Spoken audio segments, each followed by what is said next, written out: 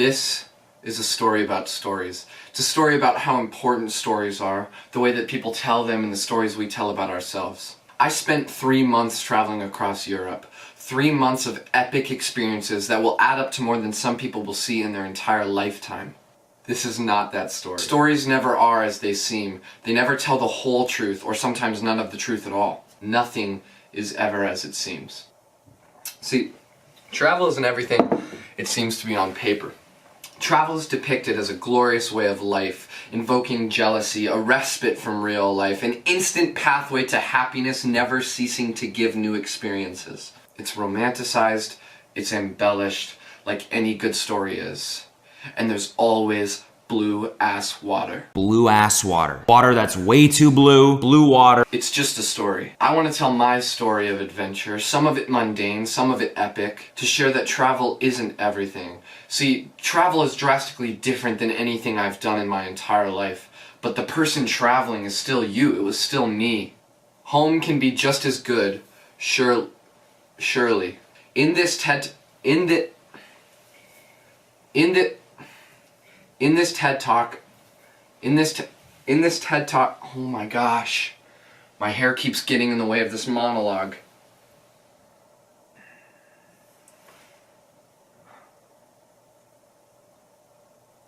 I know what I need to do. One sec. Sorry about that, I'm back. Where was I? How nothing is how it seems, and how travel is totally included in that. That means anything we do is pointless, so we might as well just stop trying. Even the things we dream about doing are pointless, like travel. Everything leaves us unfulfilled and aimless. There's really no point in... Bro! Dude, I'm filming right now, what's up? You didn't even finish cutting your hair, bro, what's wrong with you?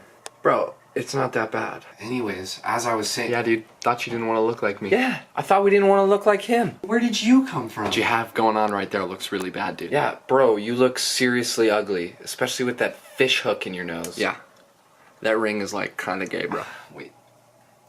You guys have... Never mind.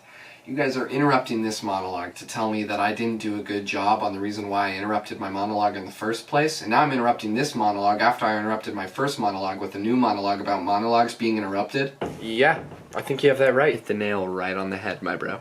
I don't know where I was anyways, my script is missing. Life really works in mysterious ways, my bro. I hate you guys so much. I guess I'll go finish cutting my hair or else your character doesn't really make any sense. Yeah, that's a good idea, bro, but since I'm already here, it means you already did it, so I'll just go from where you left off. Perfect, dude. That's why you were always the smart one. We were valedictorian after all, my dude, so just get on with it. So anyways, as I was saying, this is a story about stories. The story within the story. This is my honorable mentions for my trip abroad. And how nothing is as it seems.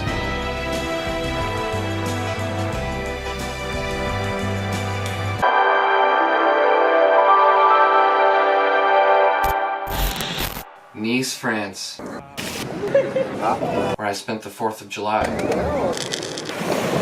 Met the dragon and made fun of some Italians. I met the dragon in the hostel my first morning there, and he would bang on his chest, calling himself by his name, the dragon, and say that he doesn't cry. But because of him, I met my friends there. A Polish guy who could speak Chinese, an Italian kid I think I'm hungry. who didn't speak English, who was spending special time with a woman 3 times his age. An Egyptian, a Brazilian, a Chinese kid, a Canadian, a German, and me, the American. So obviously we all made fun of the Italian, who got upset when the Egyptian ate his Parmesan cheese. I cannot eat my pasta without the Parmesan and the pasta. Referred to the woman that he was seeing as having boobs that were downstairs. We spent time at the beach. At a sketchy French coffee shop that gambled on carriage horse races for paraplegics.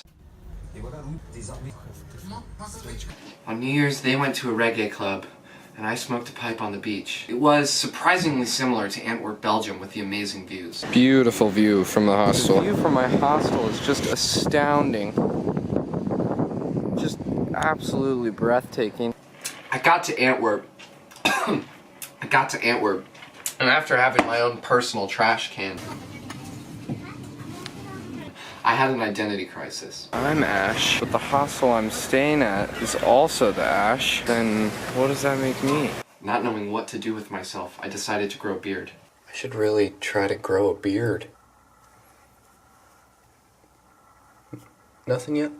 When that didn't work, wonder why, I went out for a burger, only to be a part of a crime scene. See, bank robbers had just stolen 30 deposit boxes using the sewer system, and the police were blocking off a road in order to catch them.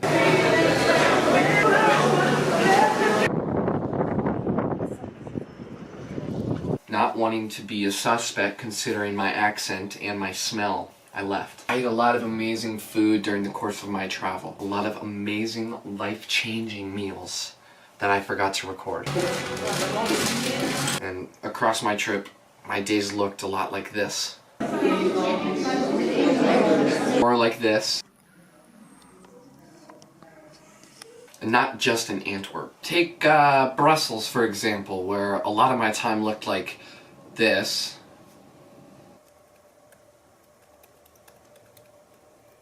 Super exciting, right? That wasn't all I did in Brussels, though. Red Rocks Church has a campus in Waterloo, so naturally I went. Taking the metro and a train, and then walking 45 minutes in the rain,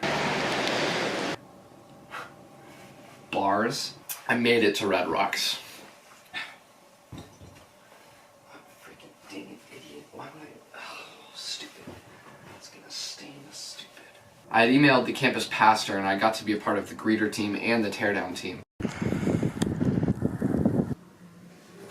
I was disappointed when I got there, though, because no one else showed up. Except for this guy. This guy was cool. This guy was really cool. Like, he was like, he was like really cool. Like, he was like, take like cool, like, you know how cool?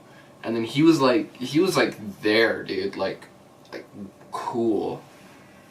Since I was already disappointed and sad, when I got back to Brussels, I decided to eat some chicken liver.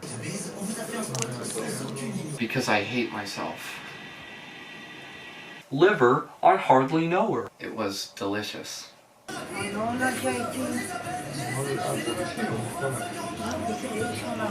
Best meal I've ever had. It wasn't the only time I was let down, though. That happened many times throughout my journey. And I made a video because we haven't seen it all for like a couple days now. Mom, the spaghetti I had in Europe was way better. How little did my hands look to that? Ulm, Germany. Or Cologne, for all you uncultured viewers. Meet Zeynep. Say hi. The Turkish girl I met in the hostel. After spending some time eating some dick bun and drinking tiny beers made for ants, she told me that she was a Turkish paraglider. I was going to Amsterdam the next day, and so was she, and she asked if I could film for her. Film what, you ask? Her experience in a paragliding G-force simulation trainer for her YouTube channel. Sadly, I lost my hard drive and all the footage is gone, but the night didn't work out the way it was supposed to anyways. After impossibly making a plan and meeting up with the limited communication we had, we took a train and a bus an hour outside of Amsterdam in Heemskerk, only to find out that the place has been closed for the past 2 years. But long story short, we hitched a ride back with some other Turkish guys we had met, who were really Dutch, but that's besides the point. In their souped-up Audi, they brought us back to the train station where we ended up going to a movie theater bar and a special coffee house. Sorry, Mom. And then to bed. Never saw her again. I wouldn't even eat it. It's not as good as it was in Italy. Lucerne, Switzerland. I couchsurfed with a college student there. She was vegan, so that's all there is to say about that. Nah. Just kidding. It was literally the best time of my entire life. After meeting her university friends, we went out to a cool bar. She wasn't even there. She was a mutual friend that I just met to meet some other friends who went out to the bar, other university friends, and we all went together. So even though she wasn't even there, so I met them from other girls, even though she wasn't even a good friend. The person I just met. Get it? Do you get it? So there was me, hanging out with some German Swiss friends, enjoying life. To keep up with the blog, this was the night I ate a napkin and met the girl Terry, who I ended up hanging out with in Berlin, but it's a different story for a different time, alright? Don't get ahead of yourself, okay? Now, Miriam, the girl I was staying with, was very politically active. So after going to a climate strike with a bunch of other students, we sat around drinking tea, as any good political activist does, talking politics, life, religion with another couch surfer there, all the boring mumbo jumbo, right? There must be something more to the universe. Life is And because these conversations tend to create tension, we decided that the only way to repair our tentatively formed friendships was to jump into 0-degree Lake Lucerne. So that's exactly what we did. What are we doing? Yeah. We're gonna swim now. Woo! 1, 2. Yeah, go, go, go.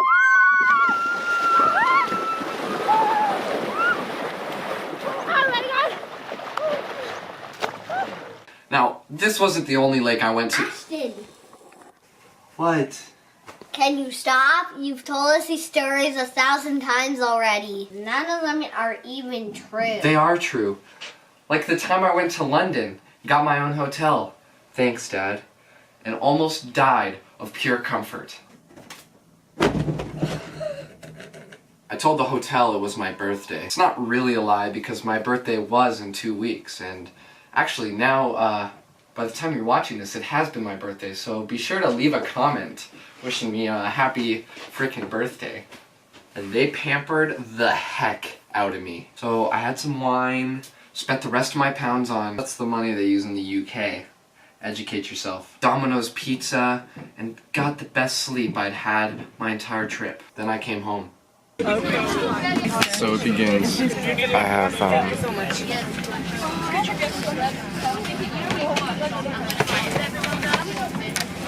BO. Now I'm here. And somehow, some way, life is still just as exciting.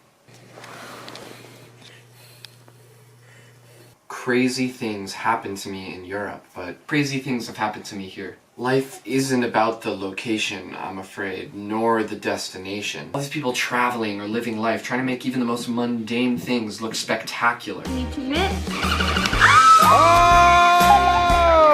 My life changed for the better in Europe, but it's changed here too. We aren't the stories we choose to display, nor the stories we choose to tell. I learned that the most important thing is that life can be found anywhere. People search the ends of the earth looking for things to fulfill them, for something, for anything. It's all life, right? I was so worried that I wouldn't be able to do everything, be a part of everything. I and most people I know suffer from serious FOMO, the fear of missing out. And seeing people travel does that. But it's not everything. I can't do everything. I started moving so fast in Europe, trying to see as many cities as possible, that I think I miss enjoying some of them. I can spend my whole life looking for something, trying to do as many things as possible, trying to get to that destination that it seems like so many other people are at. It's all just stories. Maybe the story I want to tell about myself, or have told about me, isn't how many things I did, but the quality of the things I did. Because sometimes what we need is right in front of us, Can you and come take us in? I'll be right there! It's right in front of our eyes.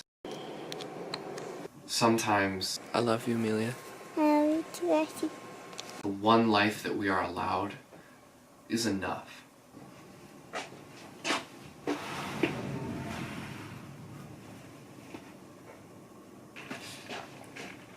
What are you still doing here?